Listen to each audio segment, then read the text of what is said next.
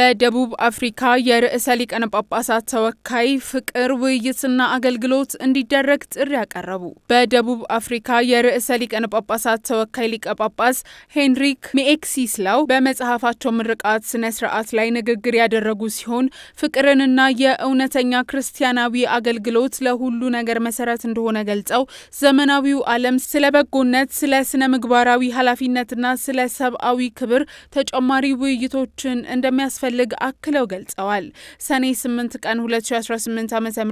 በፕሪቶሪያ በሚገኘው የቅዱስ ዮሐንስ ቪያሪ ዋና ሴሚናሪ ደቡብ አፍሪካና ፍቅር የተሰኘው መጽሐፋቸው በይፋ በተመረቀበት ዕለት ባደረጉት የመክፈቻ ንግግር መጽሐፉ ስለ ፍቅር እንዲሁም በተልዕኳቸው የመጀመሪያ ዓመታት ውስጥ ከደቡብ አፍሪካ ሕዝብና ማህበረሰቦች ጋር ያጋጠሟቸውን ግንኙነቶች የሚያንጸባርቅ እንደሆነ ገልጸዋል። ሊቀ ጳጳስ ጃጎዝ ንኪ እንደገለጹት ዲፕሎማሲ ብዙውን ጊዜ ከፖለቲካዊ ፍላጎቶች ከድርድሮችና ከዓለም አቀፍ ግንኙነቶች ጋር የተያያዘ ቢሆንም የቤተ ክርስቲያኑ ተወካዮች ተልዕኮ የቅዱስ ጴጥሮስን ምሳሌ በመከተል በፍቅር ላይ የተመሰረተ መሆን እንዳለበት ተናግረው አዲስ የታተመው መጽሐፋቸው ከተለያዩ የኑሮ ዘርፎች የተውጣጡ ግለሰቦችና ማህበረሰቦች ጋር የነበራቸውን ግንኙነት የሚያጠቃልል ሲሆን ከነዚህም ውስጥ የሃይማኖት አባቶች፣ ወጣቶች፣ ዲፕሎማቶች፣ የፖለቲካ መሪዎችና ምዕምናን እንደሚገኙ ተናግረዋል።